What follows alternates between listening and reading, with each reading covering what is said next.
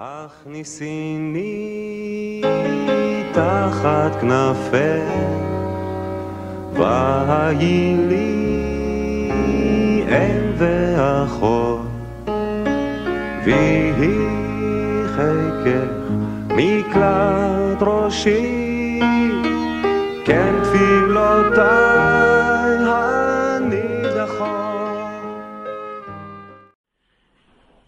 99 years ago, in a letter, almost exactly 99 years ago, on the occasion of Bialik's 150th birthday, which was marked on Asara B'Tevet, whatever that was, a week and a half ago, the fast of the 10th of Tevet, we marked Bialik's 150th birthday here with a special event and the opening of this exhibit, which we'll be looking at after the talk.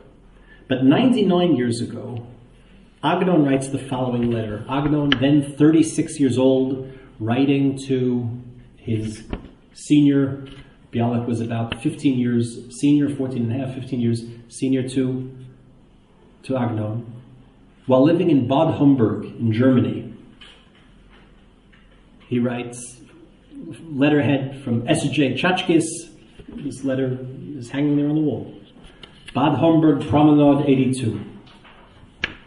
He writes, Adonenu Bialik, our master Bialik, et yikartcha hani'ima kibalti v'hishtashti bo kol hayom. Your precious letter I received, and it enchanted me and entertains me the whole day. Ki zachiti shetichtov elai ma shekatafta. Because I merited that you should write such a letter to me. V'lo katafti alecha miyad. I didn't write back right away. This is so typical of letters of that era. You know, we're so far into this because we're just WhatsApping all the time, but we say nothing. No one will ever publish our collected WhatsApps. Right? There'll never be an exhibit in a museum. Stop WhatsApp already. Get rid of the app. Go back to pen and paper. But he says, you know, but I didn't respond. Right? And all the great correspondences that we have, all the great correspondences that are worth reading. Gershom Shalom's correspondence with Walter Benjamin. The writings of Thomas Jefferson and John Adams. Right? You see this again and again. I received your letter of the 15th and apologized for my long delay in getting back to you. Right? What do? We sit there with the phone. We sit there with the phone looking for the light, the check mark to change, right? How come they haven't written back to me, right? So I apologize for not writing back right away to this precious letter. But don't think that for a moment you were out of my mind. How much more so on your birthday was I thinking about you. And on your birthday, how come I didn't write back to you? I couldn't write back to you on your birthday either. Why? They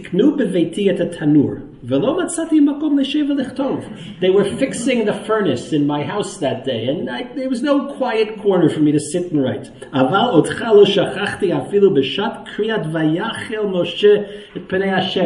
I didn't stop thinking about you even at the moment that we read Vayachel, at the moment of the Kriyat Torah, the Torah reading on the afternoon of a fast day. Bialik is born on the fast day of Asar B'Tevet. So even I'm in shul at Mincha on the fast day, and they're reading the Torah, but I'm thinking about you, Bialik. And I bless you with my heart and soul. How much do we miss you here in Bad Homburg? For 3 years, Bialik and Agnon lived as neighbors in that German city. And that was the period, although they had met earlier, that was the period that intensified and cemented their relationship. They went for daily walks and were in constant conversation. Hamburg is so boring here without you. Emunah tichye, my daughter, who's then all of 3 years old, Hiskira otcha me'aleha kama pamim. She mentions you on her own all the time. Ukehed lekola hu kol b'ni sheyechye. And echoing what she says is the voice of my even younger son. He tichye koret Bialik. She calls out Bialik. Uvni yichye oneh achareha Yalik. Because he's a little boy, he can't pronounce the B maybe. She's saying Bialik, Bialik. And he's saying Yalik, Yalik. What language did they speak when they walked together? Agnon and Bialik, they spoke mostly in Hebrew, but there's also evidence that they would slip into Yiddish at least. Ma omer, what should I say? Dodim alai divreihem midivrei kama ma'amarim al Bialik. More precious to me are these words of my children about you than mountains of articles, scholarly analysis about Bialik. And Emunah Yaron, Agnon's daughter, in her memoirs, describes that all the people would come to the house, both in Germany and here, once they arrive in Jerusalem, famous people, important people, they were never interesting to her because they never paid attention to her. But only when Uncle Bialik would come, they called him Uncle, right? When Uncle Bialik would come, they would prance and shout and jump about, and even if they were meant to be asleep up in their beds, they'd hear him at the door, they'd come running around knowing that Bialik, because Bialik had, although sad irony, he had no children of his own, right? But he had great love of children. He had great love of children as children, but he also had great love and saw great importance in this whole cultural project that he was a part of in the children of Israel. Bialik and Agnon had met 14 years before this letter is written in March 1909 on the Mirpeset of the home of Shin ben Sion, the father of the artist Nachum Gutman, who was an important publisher. He was the one who first publishes Agnon in Eretz Yisrael. He's the publisher of the Omer journal, which publishes Agnon's Agunot. He may have been the one who gives him the name Agnon. Agnon writes this story, Agunot. Many of us have studied it together, but most people know of its existence, even if you haven't read it. But you can fix that, of course. But he's not going to sign it as a Hebrew author, fresh arrived on the shores of Jaffa. He's not going to sign it Shmuel Yosef Chachkis. Right? He needs a Hebrew name. He also needs a pen name. And it's very likely that this Shin ben Sion is the one who coins the pen name, which becomes his actual name, Agnon, after this story, Agunot. So, less than a year after having published Agunot, on the veranda of his home in Yafo, young Agnon meets Bialik, who had come for his very first visit to the land of Israel, before he would return years later on Aliyah. Bialik sees this, he's introduced to this young man, who's all of 21 years old, 22 years old, I guess depending upon which birthday you trust. He says, oh, this is the young author. This is the young Galicianer we've heard so much about. We've heard great things are expected of him. And they begin this very close relationship. And on that long visit of Bialik's in the land of Israel, Agnon accompanies him. Bialik made this tour of the Moshavot, of the Jewish settlements and the pioneering endeavors. And Agnon spends a number of weeks traveling around the land of Israel with Bialik in order to, well, presumably to show him the sights, but really in order to be in his shadow, to be connected to what Bialik is doing, both because of a great love and admiration for the big man on campus. This is the most significant figure in Hebrew letters at the moment, and Agnon understood that that's something worth noting. Agnon also understood that Bialik was the kind of person that could help advance his career. Agnon had not yet met Mr. Shokin, who would become his great patron. Right? So a young author would naturally want to be near and connected to Bialik for all types of reasons. Then, during these 3 years that they find themselves living in proximity in Germany, the relationship deepens. And in 1924, they both come to Eretz Yisrael. Agnon returns to live in, it's his Aliyah Hashniya, his second arrival in the land, after having been away in Germany. This time he's approaching middle age. He has a wife and 2 small children in tow.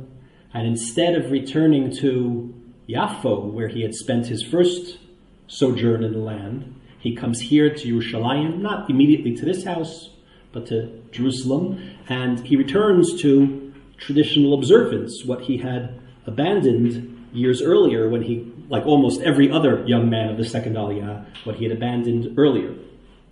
Bialik comes at the same time, moves to Tel Aviv, builds his grand home on Rehov Bialik. What a coincidence that is. But it's no coincidence. But it is, however, very unusual. Usually you have to first be dead before they name a street after you. Bialik was so famous, he builds a home in Tel Aviv, and the city of Tel Aviv renames the street after its most famous resident. Right? Unfortunately, at the moment, Beit Bialik is undergoing a massive renovation, which is why they're not able to celebrate his special birthday at home, why they lent out all of these wonderful items to our exhibit, beyond our friendship with them. But if you have an opportunity to visit Beit Bialik, you'll see it really is a magnificent home. And we're very fond here of Agnon's home, but Bialik's home really puts Agnon's modest domicile to shame. And then for the next 10 years, from 1924 until Bialik's death in 1934, they maintain this close relationship, although clearly the distance between Jerusalem and Tel Aviv was a lot greater then than it is today. First of all, nobody picked up a phone and called. Throughout most of the years, I don't think either of them had telephones. You'd write letters back and forth. If you happened to be in town, you would go to visit. But since you couldn't phone in advance, you would show up. People knew that Bialik, like professors in universities have office hours, right? So people knew that Bialik had, I don't remember by heart, but whatever it was, Mondays and Wednesdays from 2 to 4 p.m., he had open house, and people would come to his home to see him. And in the exhibit, you can see a calling card, what we call a business card. But look at it, what's on the card? It just says, Shai Agnon, Yerushalayim, Tiboneh v'tichonen, may it be rebuilt. It doesn't have a fax number, it doesn't have a Twitter handle, it doesn't have a cell phone number, right? Because it wasn't a business card like that with your contact information. It was a calling card, right? Like we say in Hebrew, a kartis bikur, meaning you would go to visit. And if the person wasn't home, you would leave your card behind so that they know you had come to visit. And on that card, written in Agnon's handwriting, says, Bivracha, with blessing. It was the note you would leave behind when you went for a visit. So apparently Agnon once goes to visit Bialik, and there's no one home, and he leaves the card behind. But they continue this close relationship. There were times where the relationship was a little more tense, where there's a story that Bialik apparently had once said something critical about a story that Agnon had written. It's not important what. If you're interested, there's a fascinating book about the relationship. Unfortunately, it's not available in English, by our friend Chaim Be'er, the author Chaim Be'er, called Gam Ahavatam Gam Sinatam. Right? Their love and their hatred. The rivalry between, what's that Bashevis singer story? Enemies, a love story. Right? Here, Rivals, a love story. About the complicated relationship between the two of them and Yosef Chaim Brenner. And he expands on this episode at great length for those that are interested. But enough to say that Bialik had said something critical about a particular Agnon story. This got back to Agnon. Agnon had a very thin skin. He did not like being criticized. He didn't like being criticized by critics whose opinion he didn't value, and certainly not by Bialik. So he was insulted. Word got back to Bialik that Agnon is Biroges, he's unhappy with you. Bialik knew he had to come to Yerushalayim to do shalom, to make peace. But unlike Agnon, Bialik was busy running the whole world. Bialik had his hand in everything that was going on in the Jewish world. And it wasn't so easy to get to Yerushalayim. At that time, for his 60th birthday, they put out the first edition of the collected poetry of Chaim Nachman Bialik, Kol Kitvei Chaim Nachman Bialik. Bialik sends it with a dedication. It's sitting over there in the case. You can look at it as soon as I'm done talking. The dedication reads, L'Shai Agnon, Al tivo esh mireya, ure'eh tamid lilvavo. Don't give up on your friend and always look at me kindly. Va'af al pi sheyitmameya, chakelo b'chol yom sheyavo. And even though I might tarry, wait for me that I'm going to come to make up with you and we'll be friends again. Now, of course, those of you that laughed catch the reference. He is a very messianic imagination about his status and Agnon's role for waiting for he who nevertheless tarries. Agnon writes that B'shanim harishonot achar chazarati la'aretz Yisrael kol emat sha'iti yored leTel Aviv ha'iti mitachsein etzel Bialik. In those first years after I returned to Eretz Yisrael, meaning when I arrived in 1924, whenever I would go down to Tel Aviv, I would stay with Bialik. Bialik would host me. Pam achat bati leTel Aviv v'lo tachsanti etzlo. Once I came, but I didn't stay with him. Balayla chazarti lamalon sheli v'lo matzati et nuptaltalai. So I was staying in a hotel, and I get there, and my suitcase is gone. All of my clothing is gone. Somebody had stolen everything from the hotel room. Tzachak bal hamalon va'amar ba ganav lakcham. The hotelier laughs and says, "Yeah, a thief came and took everything." V'oto ganav she'lakach et metaltalai, and that thief who stole my things was none other than Bialik. When he heard that I was staying in a hotel and not staying with him, he came, packed up my stuff, brought it to his house so that I should stay with him. Right? There's a kind of philosopher's parlor game, kind of like intellectual trick, called the fox and the hedgehog. Perhaps you've heard of it. There's an old Greek aphorism about the fox and the hedgehog. Foxes know one big thing. Foxes know many things. Hedgehogs need know only one thing. The hedgehog, of course, needs to know how to get away from the fox. It's a Greek aphorism.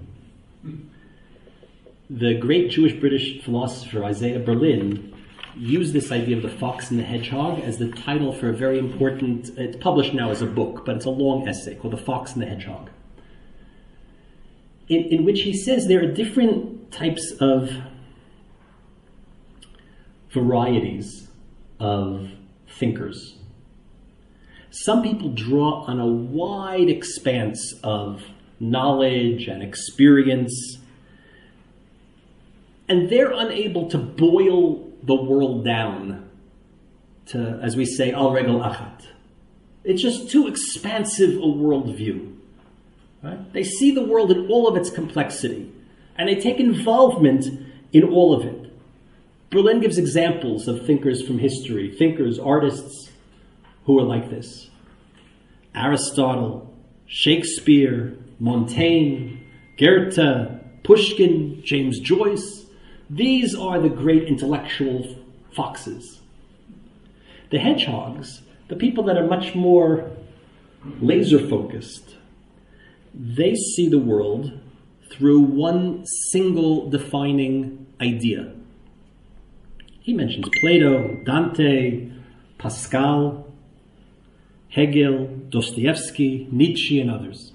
I don't know enough, I'm not such an expert in all of these figures to tell you why, but I'll take Isaiah Berlin's word at it. Chaim Soloveitchik had suggested that this is a way to think about the difference between Rashi and Tosfot. Rashi's a hedgehog. Rashi's interpretation of the Talmud is focused on this line of Talmud that's before me. Right? At most, he'll tell you if a question arises in a Mishnah, keep your pants on, Gemara Yifarichla. The Gemara in a few lines will answer your question, so hold on a second. But Rashi, trying to explain something in Masechet Kiddushin, right, is not trying to correlate that with something that's happening in Masechet Bava Kama. That's Tosfot's job. Tosfot is the fox of Talmudic interpretation, right? Trying to see the map of the entire Talmud all at once and trying to figure out the interconnections of other things. But you understand how this metaphor of the fox and the hedgehog becomes a kind of parlor game, trying to think, is this person more of this or is he more of that? And we might all now be sitting here thinking, am I more of a fox or am I more of a hedgehog? Berlin uses this to, as a matter of fact, the whole point of his essay is to say something about Tolstoy. Not just about Tolstoy, to say something about war and peace.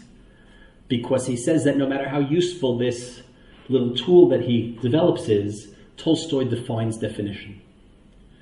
Right? Tolstoy escaped being boxed into one or the other because his talents were those of a fox. But his efforts and his orientation was that of the hedgehog. He was somebody who could have easily been a fox, but channeled all of his energy and all of his talent and all of his artistry into the opposite. So I would say that Bialik is similar. Bialik may have been a fox in hedgehog's clothing. Bialik had his hands in everything. And he was successful at everything. In some ways, actually, Agnon might have been the opposite. Agnon might have been a hedgehog who, at need, would sometimes act fox-like. But unlike Bialik, Agnon was laser-focused and dedicated on the art of writing and a particular form of the art of writing.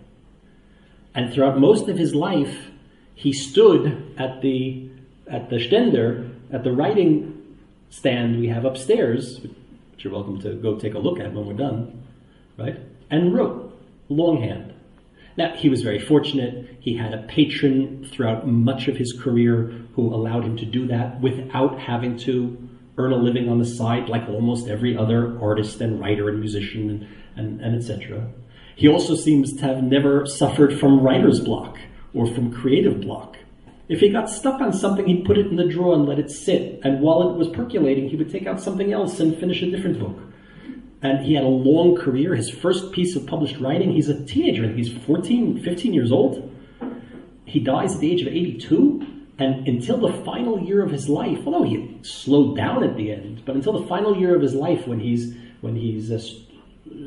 suffers a stroke, he's writing up until the end. And then even after he suffers the stroke and essentially can no longer write or even speak, he's somehow communicating to his daughter how to finish up the unfinished writings and what to do with the unpublished works, which then come out in a stream of books, more books published after he's dead than he did in his lifetime, published by his daughter. Bialik, if you visit Beit Bialik, when you enter the house, there's a display that looks like the Choshen, the breastplate of the high priest, with the 12 precious stones.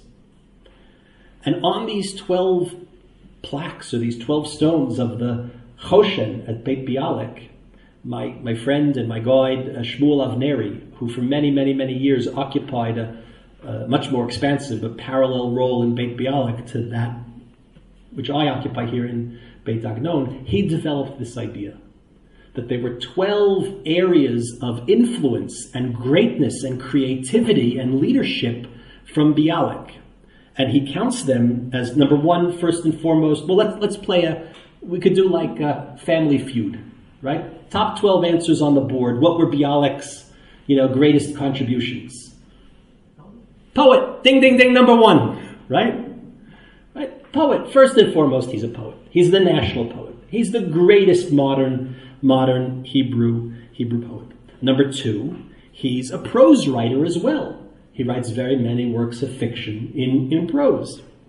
Number three, he's a public speaker, he's an orator, and he's a public communicator in the essay form, right? Speaking out on all types of issues. He's a translator. Bialik translated the great works of modern literature, of Western literature, into modern Hebrew, or Bialik Hebrew. Among these, he translates Don Quixote, which is remarkable because he didn't know Spanish.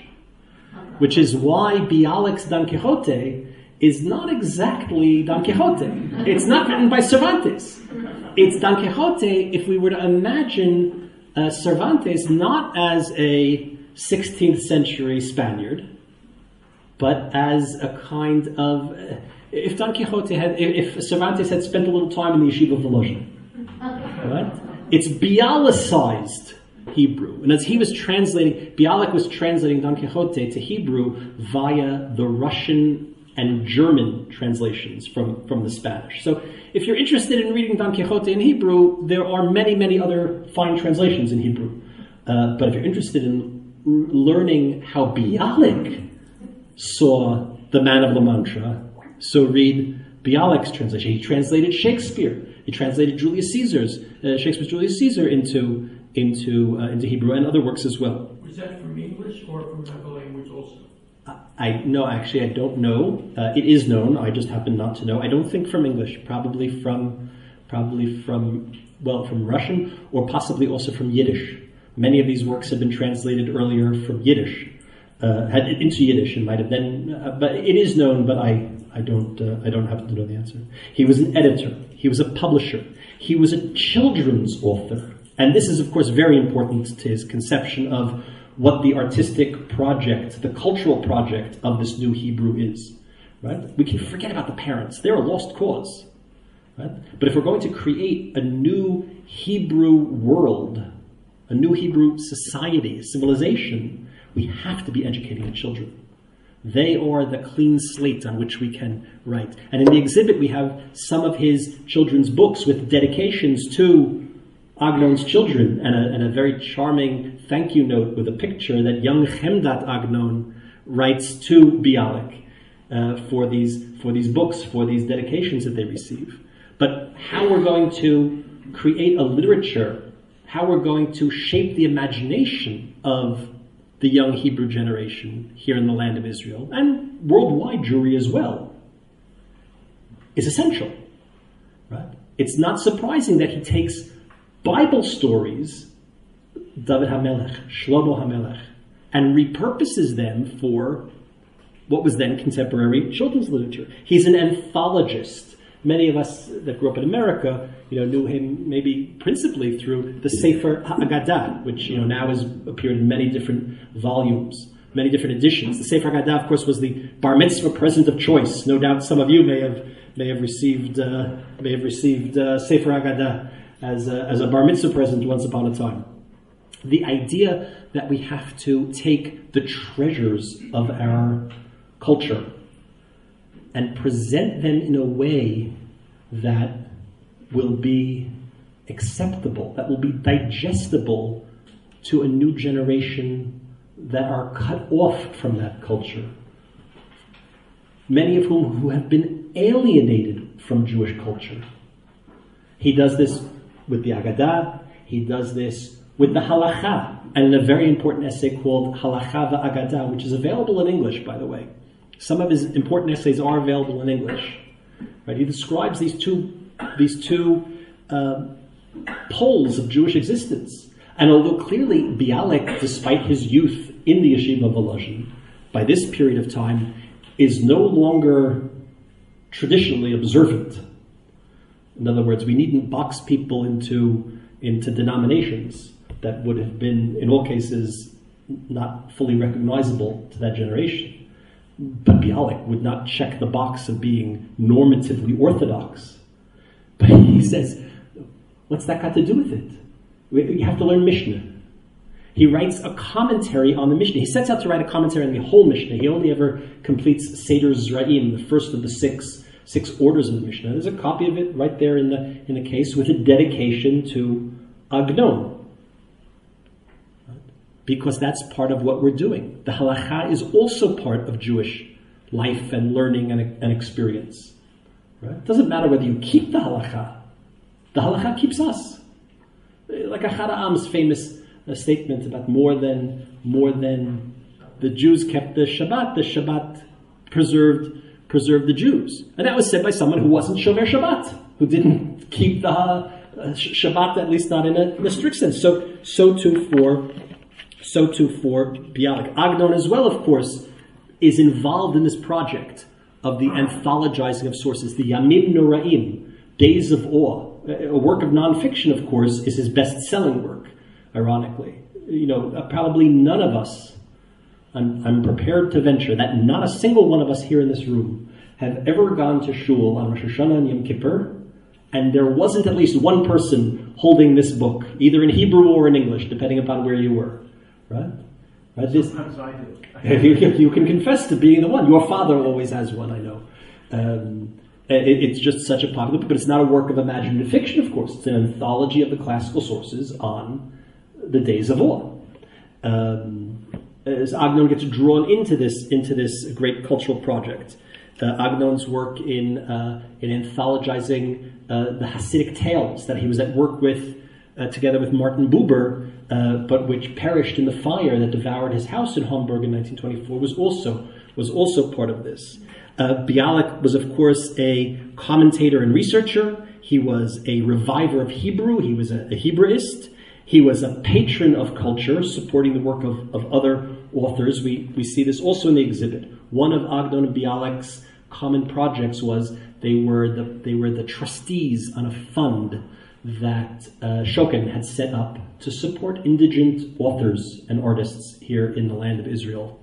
And they were tasked with giving out stipends to authors. So one of these letters is an accounting that Agnon sends to Bialik, like a ledger, right? Uri Tzvi Greenberg received 10 lirot this month, and Rachel HaMishoreret received 8 lirot this month, and so received the money, but we gave it to him as a loan because he'll have to pay us back, right? This was part of their common work together in being a patron of culture. And finally, Avneri calls the 12th stone in the Choshen that he was the Moreh Derech. He was the guide. Bialik was the lodestar around which everyone concerned, both the producers of culture, the consumers of culture, right, looked to Bialik as the North Star. Sorry, that question. And you said he translated Sefer Zra'im? He didn't translate Sefer Zra'im. He wrote a commentary. He wrote Hebrew. He doesn't translate it. He was a commentator, and this was part of presenting the treasures of the Jewish bookshelf in a way that would be. It actually very much. Those of you that are familiar with the Kahati commentary on the Mishnah, you can see that this is a type of antecedent to the Kahati Mishnah, right? How do we make the Mishnayot accessible to contemporary learners for whom these are going to be a little foreign? The choice of doing this project on the Mishnah, and specifically on Seder Zra'im, the Mishnayot that deal with the sanctity of the land of Israel and the produce that's grown in the land of Israel, and turning our attention to the Mishnah and not to the Talmud, at least not initially. Well, of course, remember the Mishnah, for that Zionist generation of those returning to the land and being involved in reawakening Hebrew as a modern language, the Mishnah is everything. The Mishnah was the last great cultural work produced by the Jewish people in the Hebrew language in the land of Israel. And after that, it's just 1700 years of exile without a cultural product that can check every one of those boxes, produced in Hebrew in the land of Israel. So the return to it is obviously a kind of sense of, like, where was this chain broken? Let's pick it up where we last left off and get on with our work. What unites the two of them? What are the common causes, aside from those that I mentioned already in passing, between Agnon and Bialik? So, well, first I would say it's just this focus on the literary art. This very interesting book that was published by someone who I've recently become friendly with. She's a young researcher in the United States named Marina Zilbergertz. She just published a book called The Yeshiva and the Rise of Modern Hebrew Literature, pointing to a number of figures, Bialik first and foremost among them, who study in the yeshivot in Eastern Europe, in most cases in the famed Volozhin yeshiva, and then go on to become the great literary figures, and in almost all cases, of course, abandoning traditional observance. And she basically, these are my words, not hers, but it's her idea.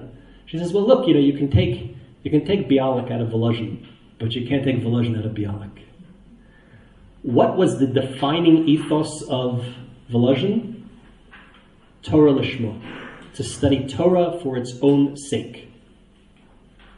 Nothing else. This was an idea that was advanced by the great Reb Chaim of Volozhin, the founder of the yeshiva, basing himself off the ideas of his teacher, the Gaon of Vilna. So he says, well, what is modern literature? What was Bialik's poetry?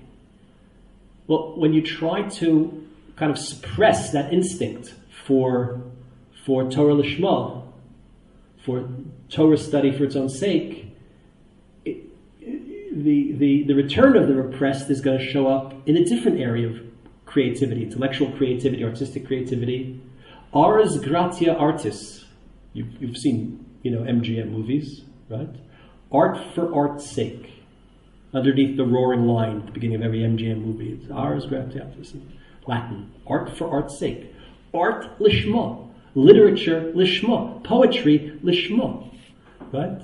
And Zilbergertz shows how much of that focus on artistic production is just a repurposed Jewish energy that was once put into the Beit Midrash and is now put into artistic creation. This is true for Agnon as well, even though Agnon returns to and maintains a lifelong connection to traditional observance. This idea of the Mif'al HaKinus, right, which I mentioned with the Sefer HaAgadah and the Yamim Noraim, although these are only 2 exemplars, this idea that part of what they were doing was to save Jewish culture while they're simultaneously preserving it. And this leads to part of how they go about their writing. Agnon's prose and Bialik's poetry are this type of pseudo-midrashic ongoing engagement with the Jewish texts. You may know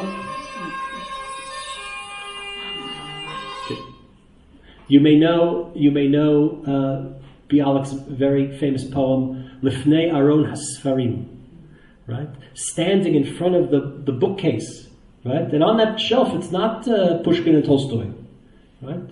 It's the Gemarot. Now, some of those Gemarot and some of those Sifrei Kodesh, those holy books, are a little dusty, right? The Matmid, the protagonist of his, maybe among his most famous poems, right? The Talmud student, right? It's not always a delight. But the engagement with those Jewish texts is the Chayenu v'yorech yameinu, our life and the length of our days. And to repurpose those texts and those references and those intertextual hints into modern poetry and prose, this is of course a common cause. Gershom Shalom said about Agnon, but it would have been true about Bialik as well. Agnon occupies a position at the crossroads of Hebrew. He was fully aware of the process of the complications of developing Hebrew as a kind of modern secularized language. That's what Shalom was talking about. And he knew that this metamorphosis of Hebrew involved a decisive loss of form. When a language is no longer forged by the study of ancient texts and conscious reflection, but rather by unconscious processes in which the power of tradition is a minor factor, that language is bound to become chaotic.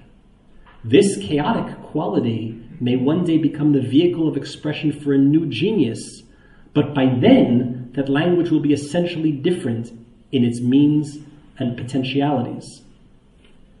And then he imagines Agnon saying about his own work with the Hebrew language and pouring it out into the forms of modern literature, mining those books upstairs in the shelves, distilling the classic Jewish texts and pouring them out into the mold of modern literature. Shalom imagines that Agnon is saying, since you no longer accept the continuity of tradition and its language in their true context, at least take them in the transformation they've undergone in my work. Take them from someone who stands at the crossroads and can see in both directions. That was true for Agnon, but it's also true for Bialik. This is another common sense in which they're united. These two figures standing at the crossroads of Jewish culture at that very particularly dangerous moment in Jewish life, in Jewish learning, and in Jewish culture. They both, of course, had a deep commitment to Judaism, although their forms of observance differed. Bialik, as I mentioned, had these very strong feelings about Shabbat in the public sphere, even though he himself was not traditionally Sabbath observant. But he felt that Shabbat was essential to this society we were trying to create here. And he launches in 1927, he launches the Oneg Shabbat, right? This organization in Tel Aviv, which then was copied all over the country, of cultural events, Jewish events, speeches, lectures, public singing, where people would gather, and they're amazed at how many people come, that they have to build a building. They built Ohel Shem in Tel Aviv, which is like at the end of Sderot Rothschild. Right? They build a public auditorium that can seat 1,200 people. 1,200 people. This is an era when there are only 200,000 Jews living in the whole country. And it's overflowing every Shabbat. Bialik would be like the MC. He would organize it. He would speak at the beginning and at the end. Right? They'd invite professors and rabbonim and other people to come and speak, right? To give some kind of content. Right? Now, I can't help but think of, current events. The brouhaha, which, as brouhahas go, it's the smallest one this week, I think. But that the Miki Zohar, the new Minister of Culture, initially wanted to defund, but now obviously it's always, no, it's something else, it's not this, it's that. To defund this, what's called this Shabbat Yisraelit initiative. Now, here at Beit Agnon, we benefit from this, right? Every Shabbat, Beit Agnon is open. There's no Chilul Shabbat involved. Everything is operated with timers. There's no payment taken, even though we could use some payment. Right? People's salaries here are paid through donations and through fees and other things. But because the government subsidizes it, the house is open. There's a reading group that meets here to read Agnon's writings. There's a free tour that's given, at noon for people that want to come. Now, I guess it's true. Some people might drive to get here. Right? I'm not their rabbi. But it's also true that there are other places they could drive to. I would think that a little more Yiddishkeit, a little more culture is better than other things. Right? This was a concern to Bialik. He says about this when he founds the Oneg Shabbat, Bli Shabbat, and again this is being said by someone who had left halachic observance. Bli Shabbat anu uma bzuya ushvela. Without the Sabbath, we would be a downtrodden, disgraced nation. Va'aflo uma. Without the Shabbat, we would cease to be a nation. Yesh l'romeim et erech haShabbat b'tochenu. We have to elevate the value of Sabbath amongst ourselves. Kan uv'chol makom, here and everywhere. Uviyichud be'enei hador hatzir, especially amongst the youth. V'lo navol nibol, and if we don't, we will wither away. Lo tia lanu tkuma, we will not be able to resuscitate ourselves. Yesh b'da'ati la'asot mashu, I have intentions to do something about this. Lahakim chevra or mosad l'shem chizuk haShabbat, to create something to strengthen the role and place of the Sabbath, and this becomes his idea for the Oneg Shabbat, which of course is very important. Agnon, of course, was similarly concerned with Jewish observance in the public sphere, the tenor of what's happening. I often think, people often ask me, you translated Agnon. Israelis ask me, with the natural chauvinism, How could you possibly translate Agnon? How could he possibly be understood in English?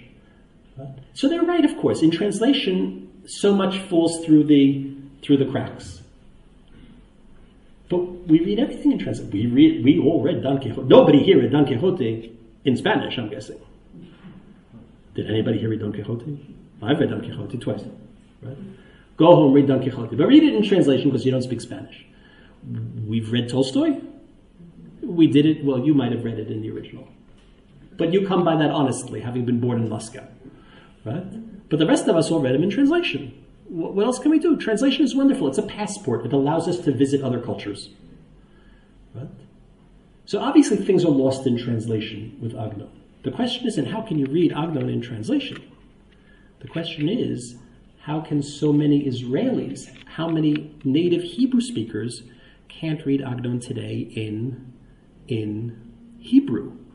Not because he's written in a kind of somewhat Agnonian register. There is no Israeli, semi-intelligent Israeli that can't make their way through Agnon. There'll be words you don't understand. There'll be concepts you encounter that are foreign to you. We all walk around with the collected wisdom of civilization in our pockets. You can look things up if you need to. Right? But the question is, how many of those concepts are going to be foreign? I've often told the story in the past that a number of years ago I was here teaching a story, and a young, frankly, young people don't always come to study Agnon. Nice to see you. A young woman walks in. She tells me she's a student at the Hebrew department in the Hebrew University, in the Hebrew literature department. And she was working on a particular story I was teaching that night, and she wanted to hear it. So I said to her, "But you understand the lectures in English?" She said, "No, that's not a problem. My English is very goodly." This is an Israeli girl who lives in Yerushalayim. And everybody else were people just like yourselves. In the story, part of the story takes place at a Sudat Malava Malka. She was the only one in the room who didn't know what Malva Malka is. The concept was foreign to her. She didn't know this is the meal that's customarily eaten on Saturday night as the Sabbath has left. Now, I don't think for our purposes, for this conversation, it's not a problem that she is not careful about fulfilling the halacha of eating the Malava Malka. But Agnon would spit in his grave at the thought that, a Hebrew literature student studying at the Hebrew University, living in Yerushalayim, would be unfamiliar, will have never heard of the concept. And that concern with the state of Jewish literacy and Jewish life, I don't mean Jewish culture, Hebrew culture, I mean Judaism, Yiddishkeit, was of great concern to them both. Finally, I would just say language. They were both very invested in questions of how this new language that we were reawakening, unlike their friend and rival Eliezer ben Yehuda, who his 100th yahrzeit was just marked. Ben Yehuda was older than both of them. They had very serious debates about how we're doing this. Ben Yehuda, of course, is known as the great reviver of modern Hebrew. They rejected that title, not just because they were jealous that he got it, right? But you can't revive Hebrew. You can only revive something once it's dead. And Hebrew was never dead. It was always the language of prayer. It was always the language of scholarship. It was always the lingua franca of, yes, the learned class. Maybe not of so many women. Maybe not of so many shoemakers and wood choppers and water carriers. But if a Jew from Odessa and a Jew from Berlin and a Jew from London met on the streets of Tel Aviv, they had a common language, and it was Hebrew. Hebrew was never dead, but it was in a coma. And it needed to be reawoken like Sleeping Beauty with Prince Charming's kiss. And they thought that's what they were doing. But the question of when you reawaken this language, how is it done? Obviously, when you have to create a whole vocabulary of words that did not exist because there was no reason to have Hebrew vocabulary to use in the car garage or frankly, in the medical laboratory, or in so many other realms of daily life. How do we go about doing that? Where do you look? What's the mine that you dig the gems out of? Right? So there were debates about how to do that. Agnon and Bialik tended to think you have to go back to the source. Right? You have to look at the more authentic layers of Jewish existence. Go back to the Tanakh. If you can't go back to the Tanakh, go to the language of Chazal. Ben Yehuda actually was a little more cavalier. So for example, Kim Isaacs, because we have a family connection, I'll take the liberty of using you as an example, because I know that you and my in-laws, my father-in-law, Zichrono Livracha, had an old friendship. And if he were here, I would have called on him. When you were a kid, what did you call that thing that flies in the air that brings you from New York to Israel? Aviron. An aviron, of course. Did you also? You didn't go to the yeshiva Flatbush, did you? Well, he went to the yeshiva Flatbush back in the day, and they learned that this is called an aviron. Today we call it a matos. Aviron was Ben Yehuda's word. It sounds a lot like aeroplane, right? And the root, avir, air, is right there in aeroplane. However, the word avir is not a Hebrew word. The word avir is not even an Aramaic word, even though in the Talmud we have the idea of avira da'ara machkim, that the air of the land of Israel causes us to be wise. Avir is eros. It's a Greek word that passed to Aramaic, that passed to modern Hebrew. Right? So Bialik said, that's not where we should be looking. There's a more authentic word. Bialik identifies, admittedly, a somewhat rare shoresh, but Bialik identifies the root tas, to fly. Right? It appears in Sefer Eov and in other places. And tas is the word for flight. Right? That's the more authentic Jewish word. So it becomes a matos. Right? And that's the word Now, why one word succeeds, and whenever you have two words competing, right? So one is going to become dominant and one is going to become forgotten. The reasons are not always ideological or philological, right? Often it's the shorter word that wins. There's an economy of speech that language prefers. Very often the shorter word wins out. Sometimes the Ben Yehuda school won, sometimes the Bialik school won. But these fights, could you imagine people having this argument? Right? And these issues about specific words were debated week after week after week in the newspapers. Right? Agnon often made fun of these people. He often made fun of the Hebrew Language Committee, which becomes the Academia Lashon Ha'ivrit. Academics arguing about Picayune matters is easy target for satire, right?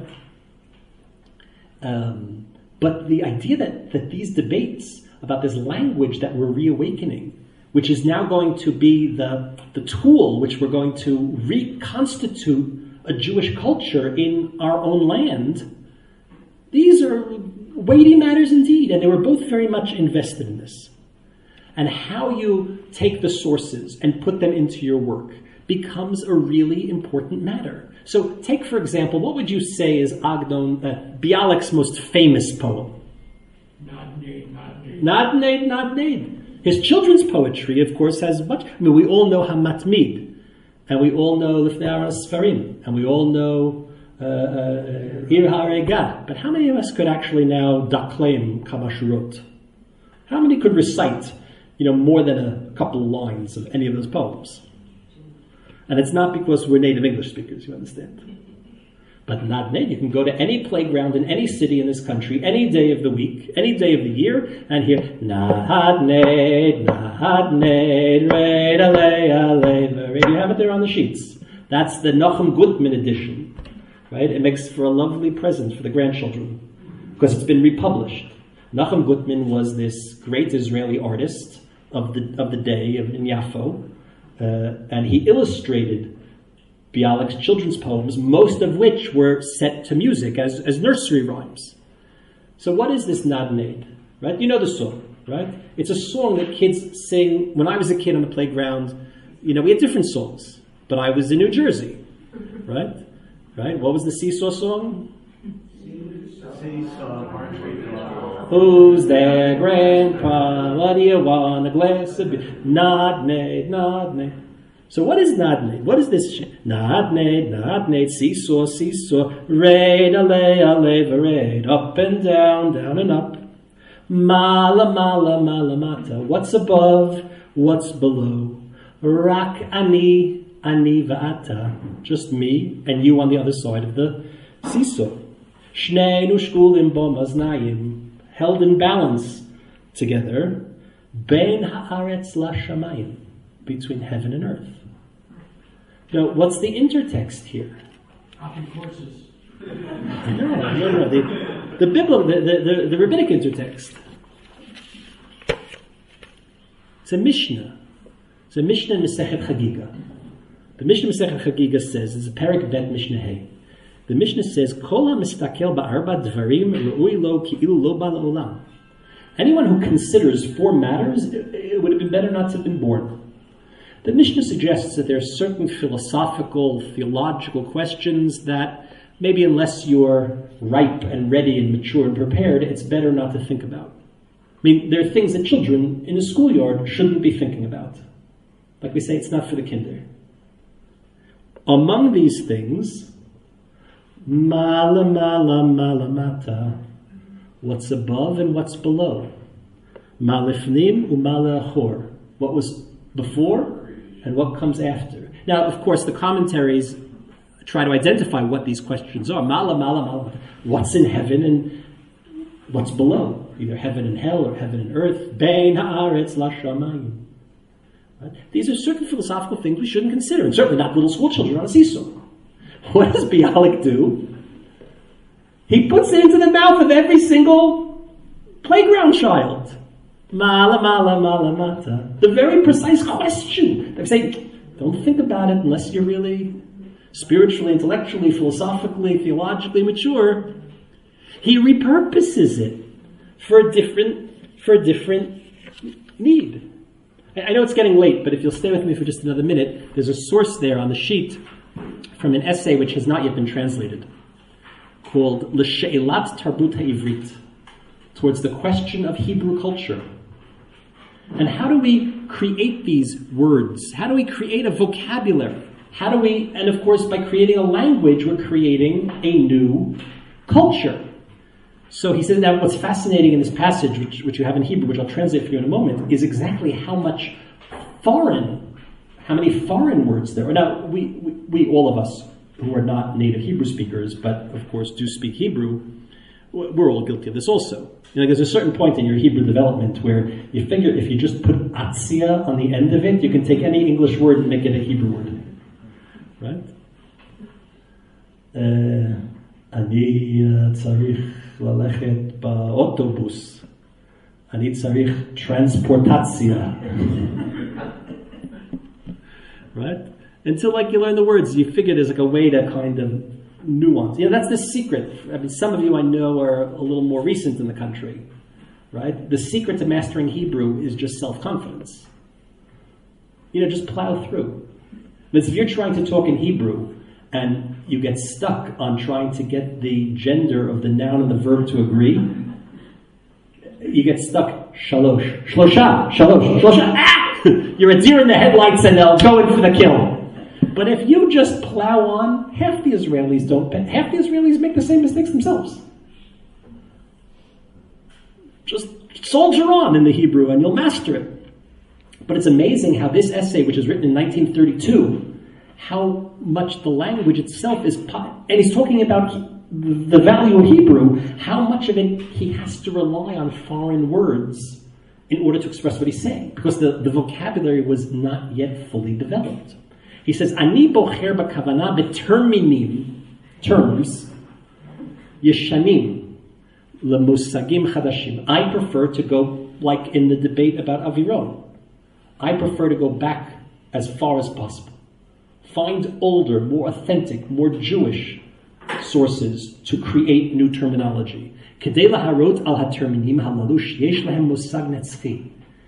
then I show that root that obscure root tas in Sefer Eov, it'll live forever. It's eternal. It's relevant. It has meaning today. B'meshech hadorot anachnu tzimtzamnu hamusagim shalanu. Over the generations, no doubt, because of the exile, we've limited our concepts because we didn't really need to have them. Kasharna otam im tochen miuchad, or we limited them to specific use. There were certain Hebrew words we always needed, and we relegated the Hebrew language to those terms. The Hebrew language became the language basically of prayer, and even the Beit Midrash was conducted in Yiddish. The texts may have been in Hebrew, but the discussion would have been in Yiddish. Ani rotze lig'ol et haterminim halalu min ha'avir. Here he uses the word avir. Ha'miyuchad hazeh l'tchum ha'avir ha'enushi. I want to redeem these terms from their limited specific use into the larger humanistic world, the larger humanistic atmosphere. Haklali, secularizatia, to secularize hamunachim ha'elu, these terms. Chilul. Now, normally today we would say chilul means to desecrate, but that's not what it means. Im letargem et hamunach secularizatia. What does secular mean? Secular doesn't mean desecrated. Secular means of this world. Right? There's the world of Kodesh, of the transcendent, and there's the world of Chol, which is this worldly focused. Secularizatia b'muvan Chol. Mi shenata kerem yechalalenu, says the Torah in Sefer Dvarim. If you plant a vineyard, right, before you go off to war, before you're called up for the draft, you're entitled lichalel oto. What does it mean, lichalel, the vineyard that you've planted? To gain worldly use from it. That you're allowed you've planted, we're not going to call you off to war as long as you haven't eaten the fruits of your efforts in this world. Yesh chilul shel giduf. There is a type of chilul, which is, what was the word you used a minute ago? Desecration. Giduf. V'yesh chilul shel geula. But sometimes the word means not to desecrate, but to redeem, to rescue, to save. Pidyon. To redeem. במובן זה רק נרוויח טרמינים שלנו למושגים אנושיים, ולא נצטרך לחדש מילים חדשות למושגים אנושיים כלליים. And that's how we'll go about rescuing, like plucking flowers from the garden, rescuing Jewish concepts to create a new language without having to invent things out of whole cloth that would be emptied and neutered of that meaning. Ani darki legol. My path is to redeem. V'ani choshev keshani mashkieh et hamilim halalu ba'atmosfera chadasha. Atmosphere, another word, right? When I will plant these words in this new, the modern, the contemporary atmosphere, heim mekablim tochen chadash v'tzeva chadash. Agnon does something similar. Agnon's great intertextual work, perhaps the most central theme in all of his writings, is the engagement with the rabbinic bookshelf. Right? As Shalom had described, standing like a traffic conductor at that crossroads, bringing some of that tradition from which so many, particularly in those years, had become alienated, and bringing it across the crossway to a new generation, so that there will be ongoing eternal engagement. But yes, in every generation, those texts have to take on new meaning. That's part of what he says in his famous quote, which for so many years was on the 50 shekel note, the famous quote from the Nobel Prize speech about how he viewed his work. I've spoken and written about that in other contexts. I won't go into it now. But the idea that his work as a modern author which a group of wise men in Stockholm think is worthy of a prize, that what he was doing is no less than essentially a replacement for the divine service in the Holy Temple. Because of Tisha B'Av, my imagined birthday, because of the exile in the diaspora, I was born in one of the cities of the Golah. But I always imagined myself as being born in Jerusalem, and I'm a Levi, and King of Sweden. If you want to give me an Aliyah, make sure you give me the second one. And in the times of the temple, I would have been up there doing what? Singing. Singing what? Poetry. I would have been a poet. But that's been taken away from me. So to compensate that loss, right, I've been compensated by being able to compose in prose what was formerly sung in praise. That's what my artistry is. It's the Jewish response to catastrophe. The most authentic Jewish response to the catastrophe of Jewish history. Remember, he's saying this in 1966. It's nary 20 years after the Holocaust. He's saying this in the heart of Europe. The authentic Jewish response to catastrophe, to calamity, to tragedy is creativity. And that is what you are rewarding me with this. You see this medal right here? The Nobel Prize? That's what you're rewarding me for. Maybe you didn't understand it, King of Sweden, but that's what Jewish creativity is. And in this regard, Agnon and Bialik are very similar. In 1934, there was a book. It came out the same year that Bialik died, unfortunately. There was a book called Sefer Bialik. It was going to be a book in his honor, like a festschrift. Everybody wrote, different people wrote essays, other things. Agnon wrote a story called Bilvav Yamim. In English, it's called In the Heart of the Seas. This was to celebrate, it was in honor of Bialik's 60th birthday, right? So it was exactly 90 years ago. Agnon writes a story called Bilvav Yamim. It's a kind of, it was a very important story. Because of this story, Agnon was awarded what then was the most important literary prize in the country, the Bialik Prize. There was a literary prize named in honor of Bialik, and Agnon wins the prize that year on the strength of this particular story. He's only 46 at the time that he does this. And it was a kind of weaving together of folklore and agadah and modern storytelling. It's a story that's set in the beginning of the 19th century, but in fact was, as is often the case, saying much more about that point in the 20th century. This is the middle of the fifth Aliyah. During that wave of Aliyah from like 1933 till 1930, whatever, 150,000 Jews arrive in the country. This is an incredible expansion. German Jews, particularly, are trying to get out of the country, particularly after Hitler's rise to power. And it was a period of intense building, of a lot of infrastructure, it was a very, if the second Aliyah, the Aliyah in the decade before the First World War, the Aliyah that Agnon first comes on, was particularly ideological period. The 30s is much more practical. There's a sense, like, if we're going to move ahead and somehow turn this operation into an autonomous state of our own, and, 13, 15 years before the establishment of the state, they could not have imagined how we were going to get there. And they could not have imagined that there would be a Holocaust in between, of course. Even if they saw that things were not going well in Germany, they couldn't have imagined Auschwitz. But it's very practical oriented. And Agnon writes a story of a group of Jews coming on Aliyah from Buchach, from his hometown. These pious old Hasidic Jews. It's a little anachronistic because there weren't mass waves of Aliyah in the early 19th century from Buchach or from anywhere else for that matter.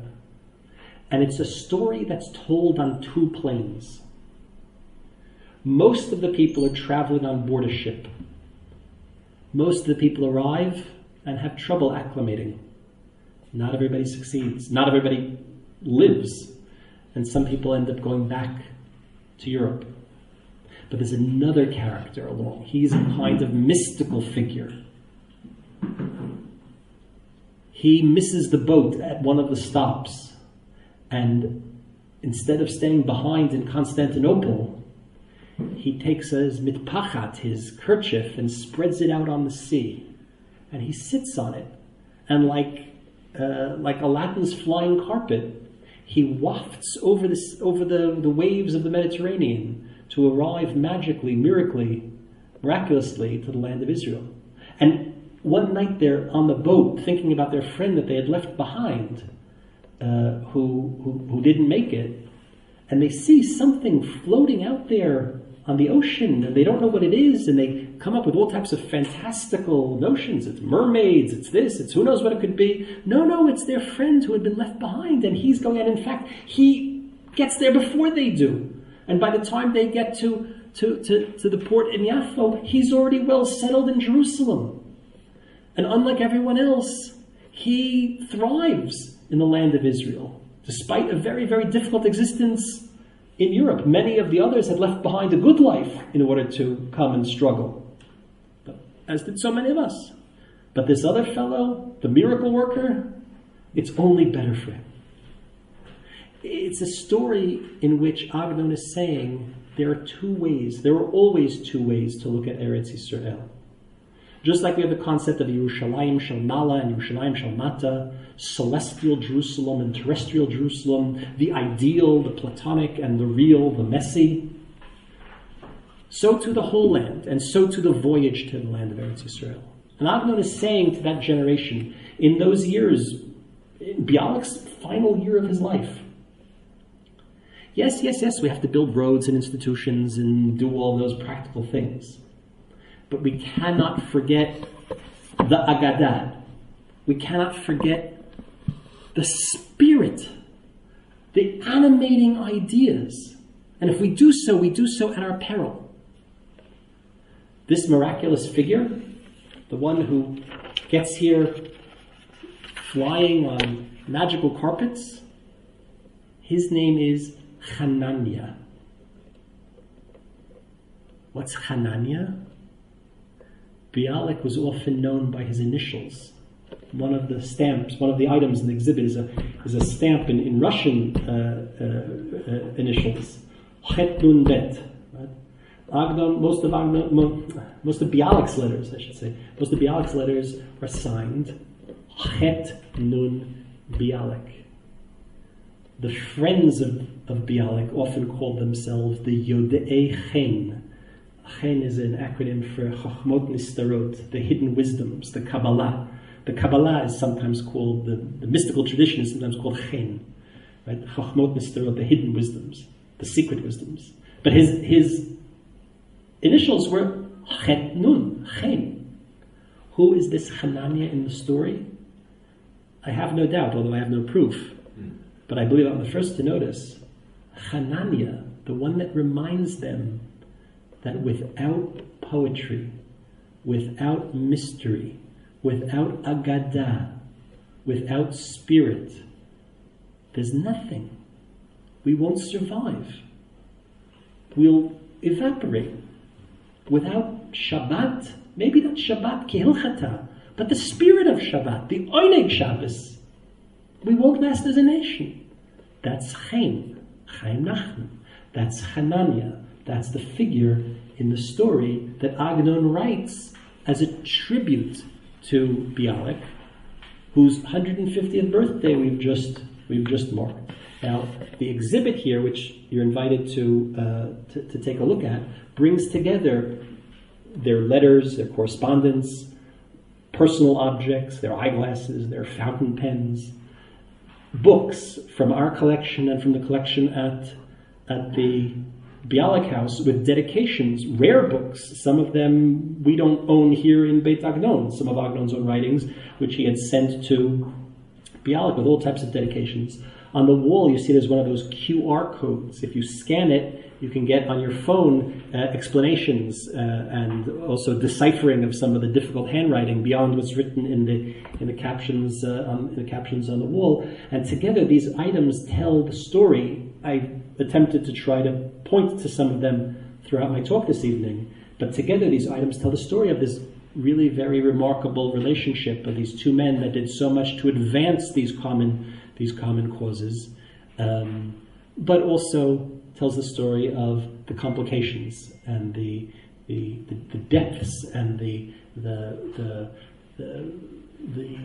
struggles that they had as two creative geniuses working in the same arena. So it's a way to pay tribute to both of them, to Bialik on his 150th birthday.